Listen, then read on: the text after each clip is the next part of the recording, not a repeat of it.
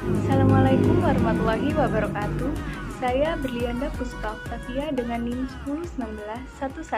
101911333028. Saya Audia, saya dengan NIM 10191113394. Saya Deandra Anaya dengan NIM belakang 181. Nama saya Safa Kalbi Vanisha dengan NIM belakang 1.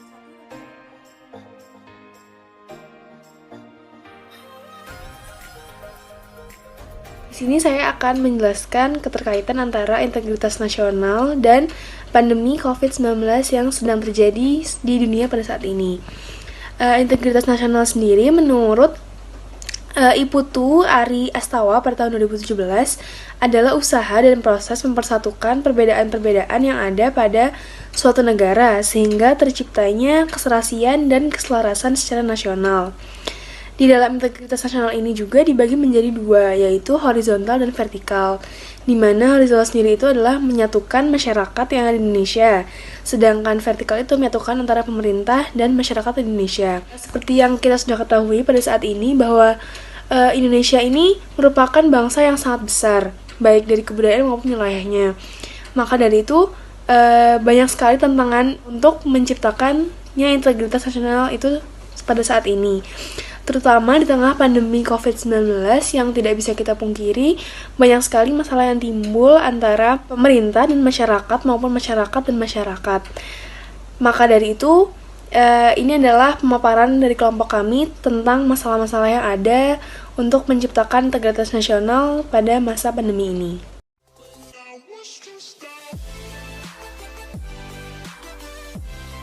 Ini saya ingin menjelaskan permasalahan yang pertama yang sedang banyak terjadi di masyarakat pada saat ini, yaitu diambil dari berita Kompas bahwa masyarakat menilai bahwa pemerintah tidak punya kebijakan yang jelas soal penanganan virus corona. Di sini pengamat kebijakan publik Pak Agus Pambagio menilai bahwa pemerintah itu tidak memiliki kebijakan yang jelas mengenai penanganan dan pencegahan virus corona.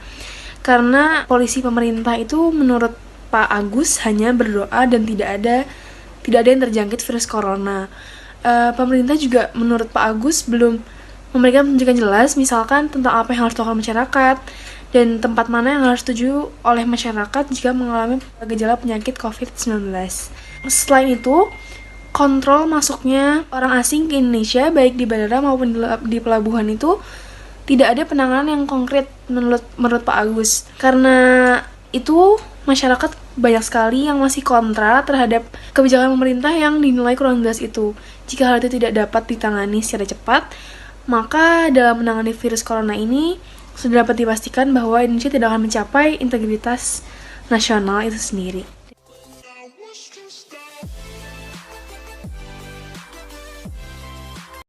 Nah, yang kedua yaitu masih ada masyarakat yang belum sadar terhadap krisis barang-barang medis, contohnya seperti APD. Nah, permasalahan ini sempat gencar dibahas karena pada saat itu ada sebuah video yang menampakkan dua orang yang sedang berbelanja di pusat perbelanjaan dengan menggunakan APD.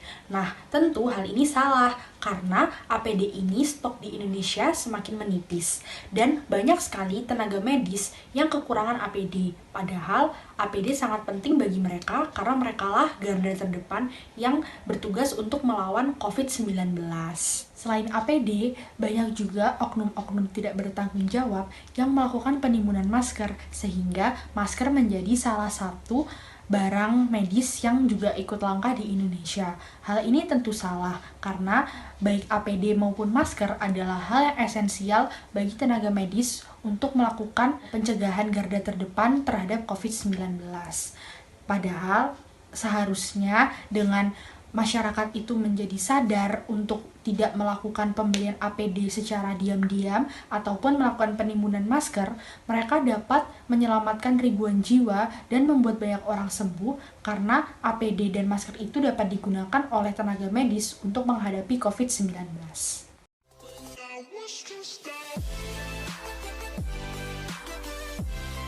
Yang ketiga, anggaran dana dalam penanganan masalah COVID-19 ini belum cukup. Nah, anggaran ini belum cukup karena dalam memperbaiki penanganan COVID-19 ini tidak hanya dilihat dari sektor kesehatan saja, namun juga dilihat dari beberapa sektor lainnya. Karena permasalahan ini merugikan banyak sektor seperti ekonomi, pendidikan, dan sebagainya. Nah, karena pandemi COVID-19 ini, UN pun dibatalkan, sehingga awalnya negara memberikan dana untuk pelaksanaan UN dialihkan untuk keperluan COVID-19 ini.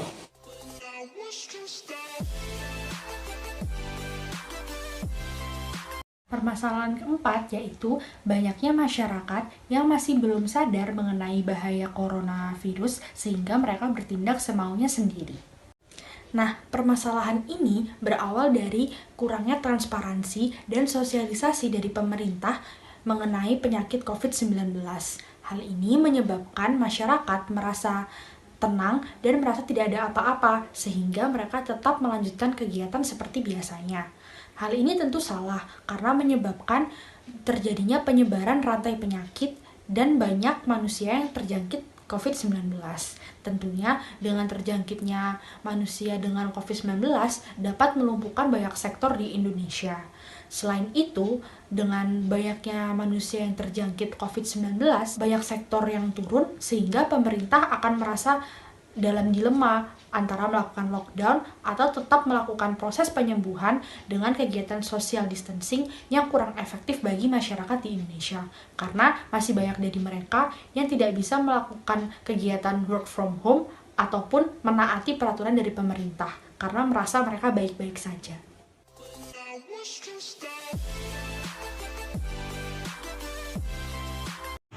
Yang kelima, yaitu pemerintah belum mampu berkoordinasi dengan baik sehingga pandemi COVID-19 di Indonesia ini semakin menyebar.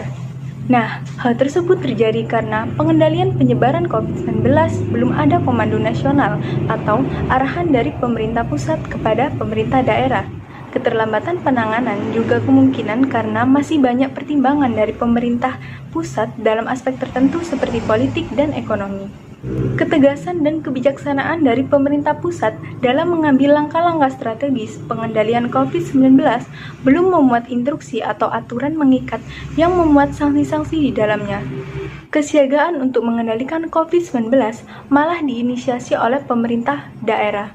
Namun, pemerintah daerah kesulitan mengungkap dan melacak kasus positif COVID-19 di wilayahnya lantaran pemerintah pusat tidak menyampaikan data yang memuat lokasi-lokasi persebaran pasien terkonfirmasi positif COVID-19 ke pemerintah daerah.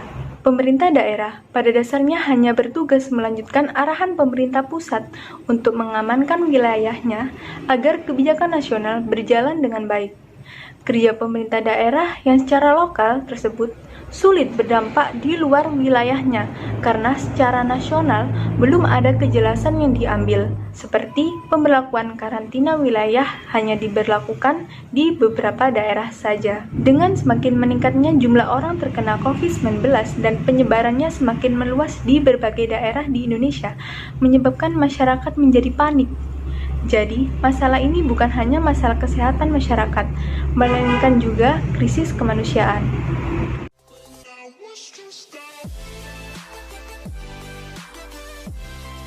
Yang keenam, banyak masyarakat yang mengeluh mengenai faktor ekonomi yang menurun dikarenakan tidak semua masyarakat melakukan work from home atau bekerja dari rumah. Nah, pemerintah menghimbau untuk work from home untuk memutus rantai virus corona ini. Tetapi, seruan untuk bekerja dari rumah tidak dapat diterapkan oleh semua orang. Misalnya, supir, pekerja pabrik, petani, dan sebagainya. Tentunya, pendapatan mereka itu sangat bergantung dengan aktivitas fisik di luar rumah.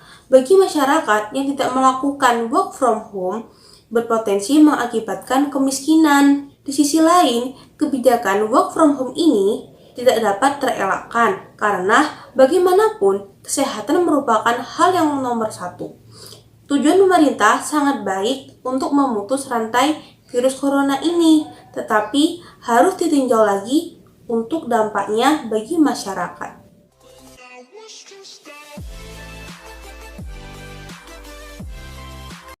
Jadi, integritas nasional adalah usaha dan proses mempersatukan perbedaan yang ada pada suatu negara, sehingga terciptanya keserasian dan keselarasan secara nasional.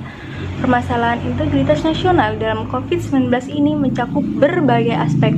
Berdasarkan hal tersebut, maka dapat disimpulkan bahwa terdapat dua konsep masalah integritas nasional. Pertama, masalah integritas nasional secara vertikal mencakup perbedaan pandangan antara rakyat dengan pemerintah dalam menanggapi pandemi COVID-19 di Indonesia melalui kebijakan yang diambil oleh pemerintah yang berdampak pada masyarakat. Yang kedua, masalah integritas nasional secara horizontal mencakup pertentangan yang terjadi antar masyarakat di Indonesia yang memiliki tingkat kemajemukan yang cukup tinggi. Oleh karena itu, dengan semakin meluasnya penyebaran COVID-19 di Indonesia, seharusnya kita sebagai warga negara Indonesia harus turut serta melakukan upaya-upaya untuk mengatasi masalah integritas nasional dalam kasus COVID-19 yang dapat mengancam persatuan dan kesatuan bangsa.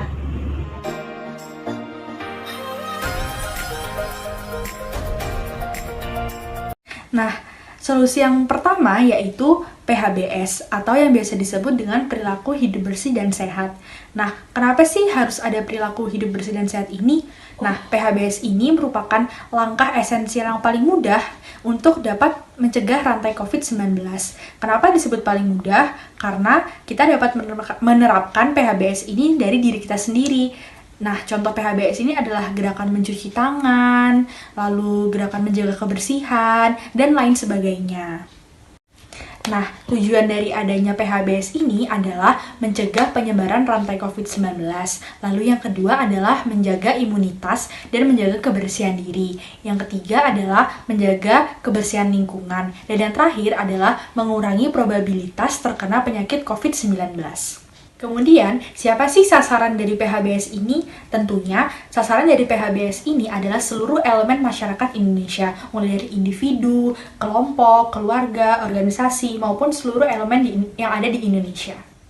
Nah, apa sih hubungannya PHBS dengan integritas nasional? Secara vertikal, dengan kita menerapkan PHBS, kita dapat membantu pemerintah dalam banyak sektor, terutama dalam sektor ekonomi. Kenapa? Karena dengan kita menerapkan PHBS, tentu kita akan menjaga diri kita agar tetap sehat, sehingga kita tidak terkena penyakit COVID-19 dan kita tidak butuh untuk pergi ke rumah sakit dan melakukan perawatan yang memakan biaya negara yang sangat besar.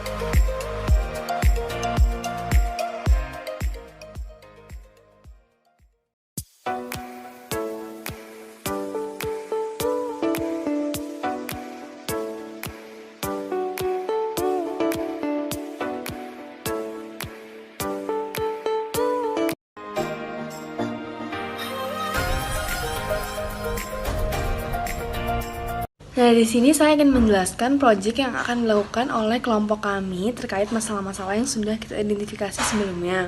Karena kebetulan di FKM itu memiliki platform untuk berdonasi, maka kami akan melakukan nyebarluasan pamflet yang sudah ada dari FKM itu untuk disebarluaskan kepada masyarakat. Tujuan dari donasi sendiri ini sasarannya ada dua. Yang pertama adalah rumah sakit UNER, dan yang kedua adalah mahasiswa-mahasiswa UNER yang tidak bisa pulang kembali ke kampung halamannya. Untuk RS UNER sendiri akan disalurkan dengan dana pemberian APD, hand sanitizer, dan lain-lainnya. Kalau untuk mahasiswa sebenarnya itu digunakan untuk membeli kebutuhan pokok yang akan dia dapatkan sampai dia bisa pulang ke kampung halamannya. Dengan berdonasi ini diharapkan kita dapat memudahkan beban pemerintah dalam menanggung rakyatnya, dan kita juga bisa membangun rasa satu dengan masyarakat yang ada di Indonesia. Terima kasih. Nah, ini merupakan proyek kedua kita. Di proyek kedua ini, kita mahasiswa FKM UNER melakukan penggalangan bantuan baik dana maupun barang, yaitu berupa alat pelindung diri atau APD yang akan disalurkan pada Rumah Sakit Universitas Airlangga untuk membantu tenaga medis di sana sebagai garis terdepan penanganan pandemi COVID-19 di Indonesia. Nah, selain itu, kami juga turut membantu sesama mahasiswa FKM dari luar kota yang masih menetap di Surabaya dengan menyalurkan hasil donasi yang terkumpul. Bantuan dapat disalurkan melalui rekening yang tertera, dan untuk informasi selengkapnya dapat menghubungi kontak person yang tersedia.